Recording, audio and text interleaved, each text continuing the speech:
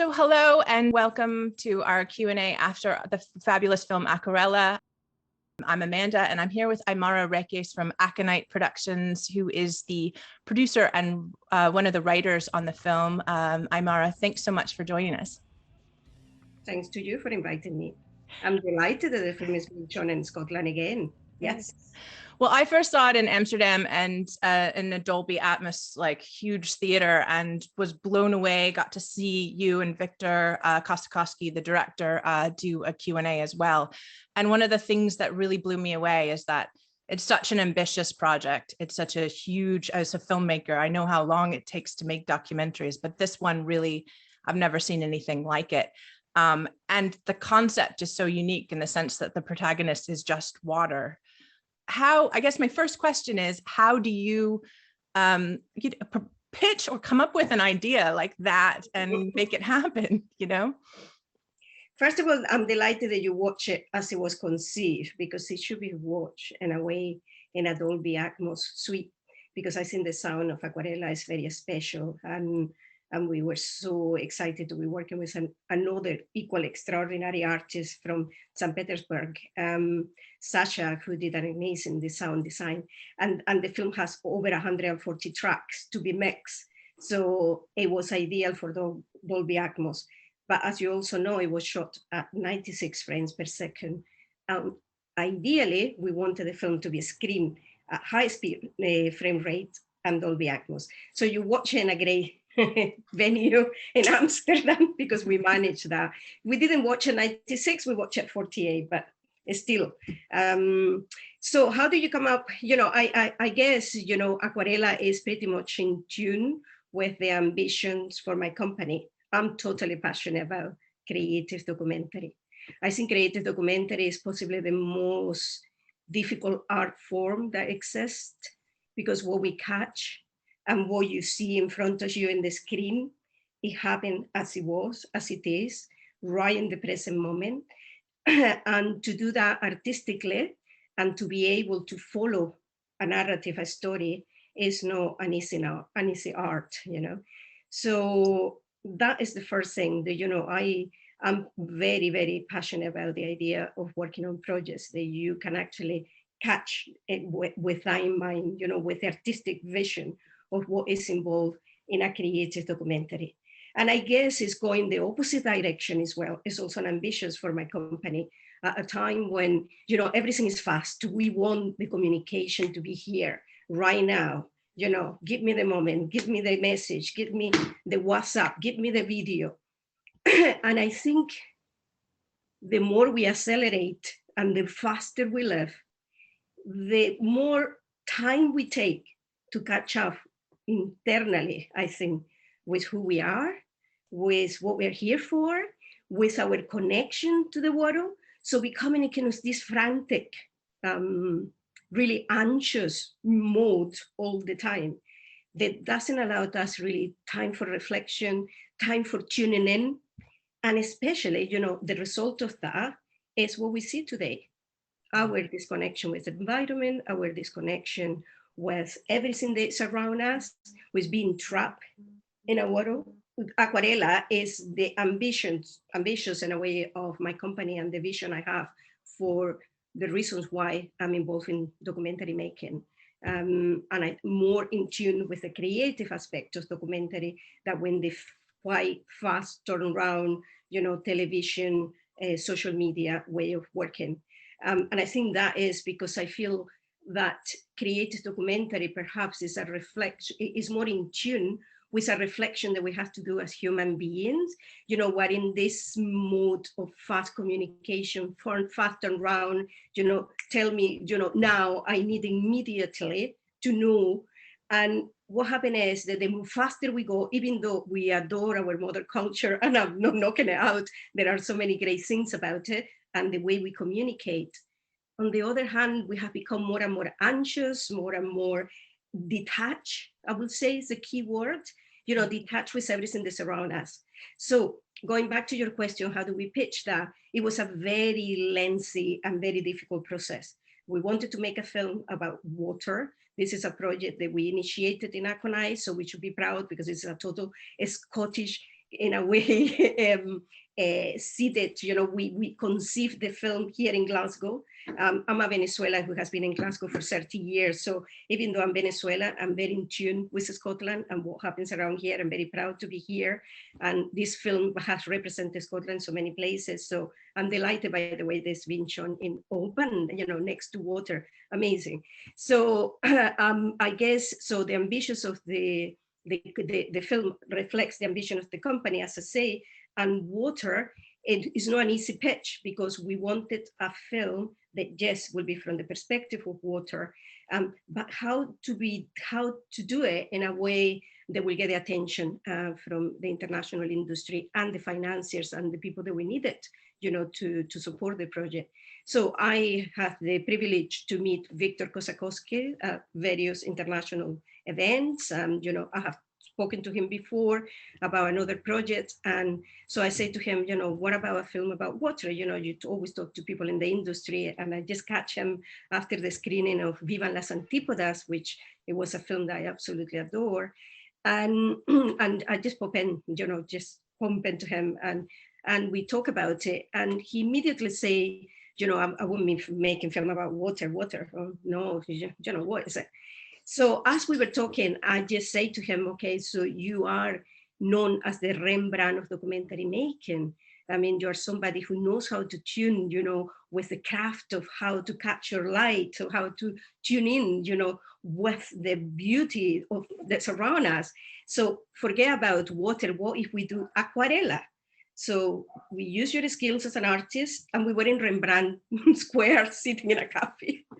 And I say, we bring, we use the screen as a canvas, and we use light, and we use water to paint the screen. And that was the pitch. That is the pitch that's enough for a creative mind, obviously, like Victor. He immediately say, oh, I can see Aquarela, definitely, in my repertoire. And that was exciting because that was the beginning of a creative collaboration that would take us in a journey that we didn't know at that point, to be honest. It was a difficult journey in terms not only of then looking for the finances, but actually the making of the film. But to summarize, there were two scenes that we wanted with the film. One was a tribute to cinema, because there are not many artists like Kossakovsky on the planet, I think, who's able to capture in the present moment, using the best skills of cinematography to witness what we witness.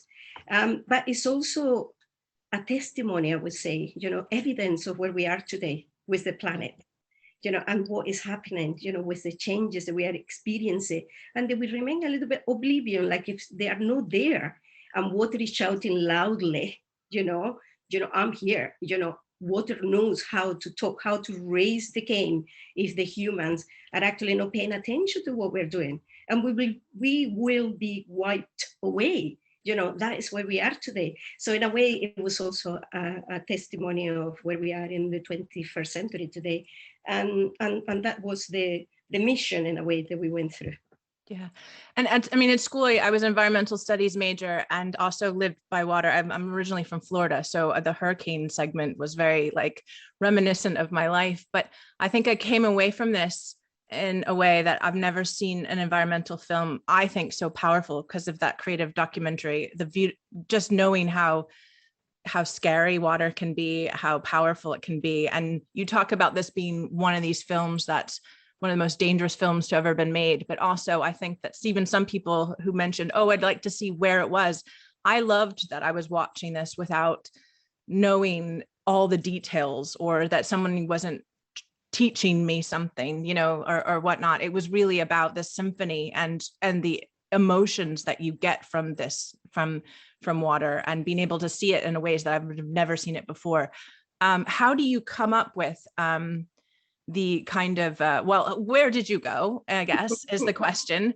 And secondly, how do you come up with the narrative? Because, you're, as a writer, how do you create a narrative with very little dialogue? I guess it was simple, but difficult to follow.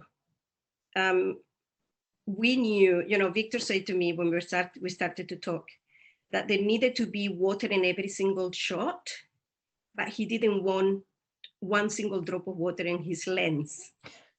right? So that in itself, I was very naive when I went into the journey, and I said, oh, well, that sounds interesting. Okay, let's do it. I was very open, I have to say, to explore through the making and the production process of how best, we can get the best use of such an artist like Victor. And I guess that was my role in the production. So to answer your question, where do we start? We just follow water. That was the first thing. Not an easy pitch. But what was funny, at the beginning, Victor said, I want to spend 3 months on top of an iceberg. And we were like, oh, really? Right, yes, we camp on an iceberg. I said, and bring me the tools. And, whatever happened there, we will be there. We camped. It will all be fine. So we knew that was a challenge, and of course we have to talk to scientists, and we have to talk to safety teams, and we have to learn as much as we could about what was really possible and what was not possible in order to achieve the vision that Victor wanted. Because one of the key things he wanted to do was to actually film the sea, for example, which we achieved, but not from the perspective of the boat, because a boat always is moving. So when you get the sensation of movement, you are not actually seeing the water, you're engaging with the boat movement. And always, things happen at the right time, at the right moment to serve the project. And we did manage to find a system that was an incredible setup that we managed to put on a boat that we use when we cross the Atlantic, from Portugal to Greenland. But to go back to your question, where do we start? We knew that we needed to start, one of the key premises, because of the iceberg idea, is that we follow the process of ice melting into the ocean, and from the ocean, how the melting of the ice sheet then obviously affect what happened in the land. So that was the easy narrative line in a way. So we start in Greenland, and then we follow the journey. But we didn't start in Greenland, we started in Baikal, which is the first scene that you see. And that's because Victor knew that story very well. Not the one we found, but he wanted to start in Baikal at the point that the lake started melting, because it's an extraordinary, event where such a large amounts of ice suddenly melt, and it all goes through one channel, one river only, which is the Angara River. And that's what he wanted to start filming. But when we got there, what happened is that the ice was melting earlier than usual. People were talking about, we had never seen the ice melting in the past 60 years, the way it's melting at the moment. And this was March. And this is what happened. What you see at the beginning of the film is that suddenly Victor has to adapt what we went there for. Then we have a complete different story. The ice is melting sooner, accidents are happening, emergency services were everywhere. And that's how the film starts. We find death, or death find us at a point that we were not looking for it at all. But it was the huge, like call for us. Wow, look at what's happening. That is the journey of Aquarela. That is the journey of our film. And then we went to Greenland, and to follow the icebergs, and then we crossed the Atlantic, which wasn't an easy journey, as you watch it and as you witness it in the film. Yeah. And then we went to California to follow the break of the dam. We went to the Hurricane Irma, which are from Florida. Yes. Extraordinary, difficult experience. To follow, and then we went to Venezuela and a couple of other locations that we needed a certain material for the film. It was a very much global. Yeah, and like you said, ambitious. I mean, very, very ambitious, and it must have just cost a fortune and must have involved so many different, productions or co-productions or things like that. I mean, how do you even produce a film like this? It's a lot. Yeah, it's a lot, and it's all down to, along the way, the first seats obviously had a big impact on everything you do. So we were really blessed, and I loved it in Scotland. We're able to work with Creative Scotland and Screen Scotland now.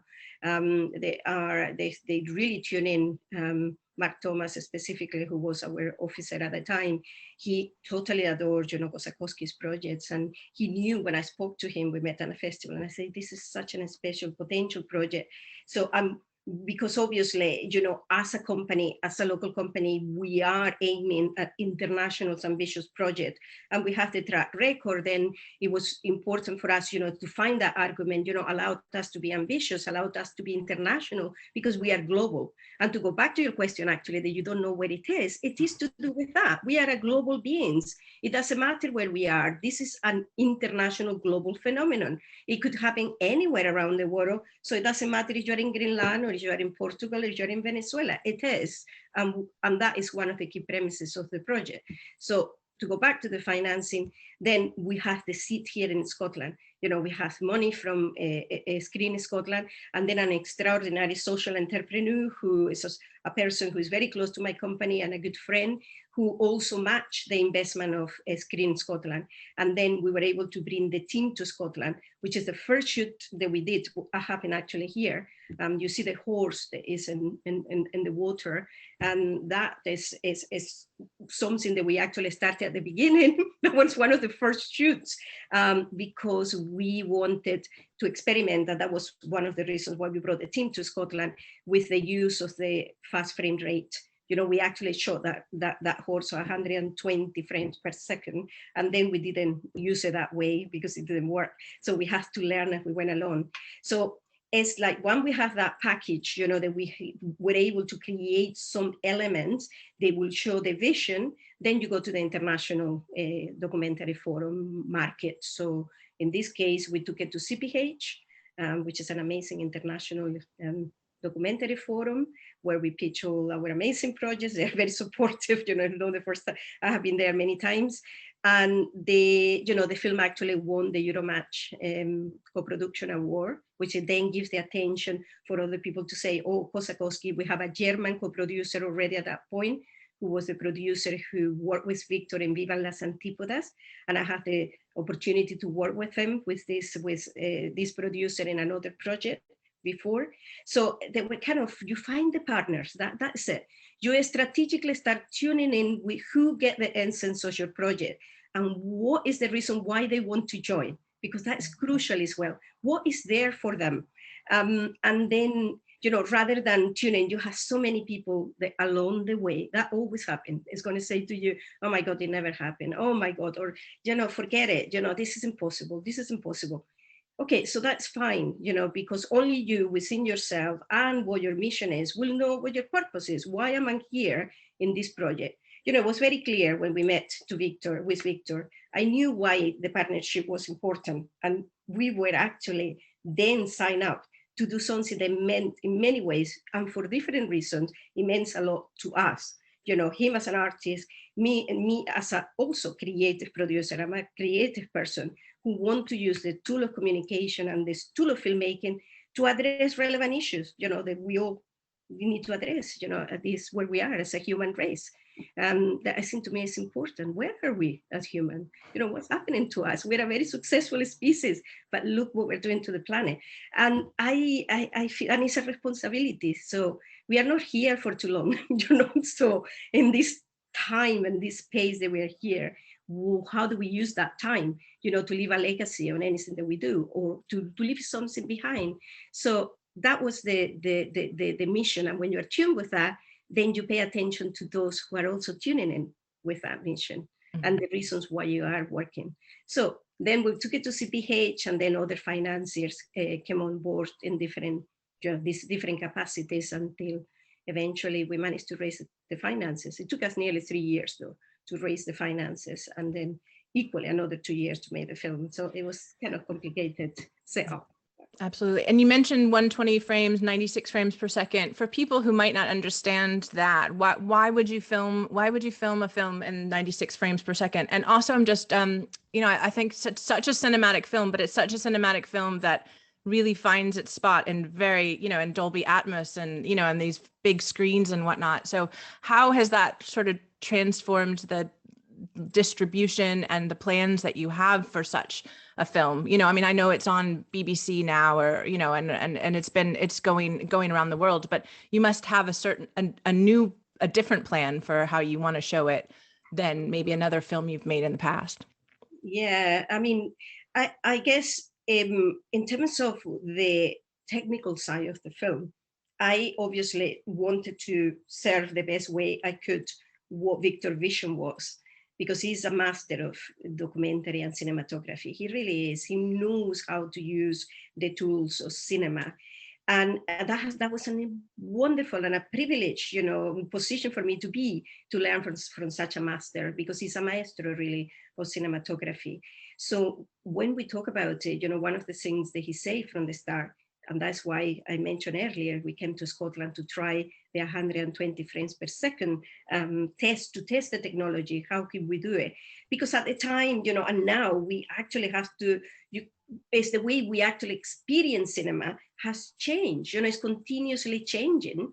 You know, we didn't have the budget of Christopher Nolan's, you know, to make his film, but in a way, Victor matched that. He's wanted, you know, with the right finances and with the right tools, you know, Victor can equally, you know, achieve similar experiences, only that in creative documentary in the present moment, which is even more difficult. So he did say from the start, you know, let's do something different that will create history. You know, he's always pushing the boundaries of documentary making and cinematography, how we experience in cinema, in the big screen, the way we film, the way we capture the present moment. And then, so he talked about that, you know, let's talk about using high frame rates, because it was also water. And we didn't have the chance to really properly see this film the way it was created, because we were ahead of our game. We are ahead of the game. The projection technology hasn't caught up with being able to project at such a high frame rate. But in the case of a documentary like this and a project like this, it was like the experience is incredible. You know, we only saw it, you know, I managed to see a Munich project when we were testing it at 96 frames per second, and a small test here at the Glasgow Film Theatre also, because the projectionists were so excited. Let's see what can they learn from being able to project at 96 frames per second. And it was in the little Cinema 3, and it was overwhelming, because obviously you can imagine the amount of information, you know, that you receive in a second in terms of pictures, the quality, the definition is unbelievable. So you can see every drop, you can see every single little bit of water, of rain, like if they are crystals. And that is what we wanted. And that alone with obviously the sound they needed. I think it's the first Dolby Atmos documentary, actually. Aquarela is now, I think, more coming up, but that was the first Dolby Atmos documentary, and I'm very proud of that. So in terms of distribution, yes, the big challenge, because how do you compete, you know, with the blockbusters and the films that are coming out, you know, when the cinema, especially at the moment, it was a difficult time, because Sony Picture Classics adopted the film in America, and they bought it, and we were like, yes, something else that we really dream of, fantastic. So we got such a big player, and obviously they had a big impact, that has a big impact in the way to distribute the film and to allow, you know, in selected cinemas, people to experience the film the way it was conceived, you know, projected in, you know, big screens, you know, with the right tools, so people could actually experience it. Because once you do that, even though you're going to experience it in open, I assume you are projecting it at 24 frames per second, you know, you still get a sense of the film, but it is about the experience as well. When you're in a cinema, you know, how do you experience, you know, such a moment when you're sitting there for an hour and a half, and that could have an impact on how you perceive the story. And we want to, you know, my job in that sense was actually to find ways to support the vision that the artist had in achieving that. So we can see something that was in a different way, you know, to experience documentary.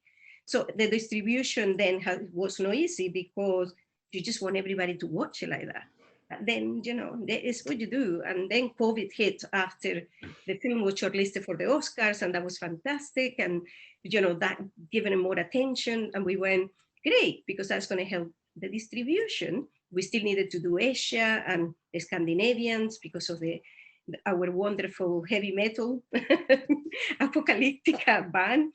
They were Scandinavians, and, you know, we saw a lot was coming up.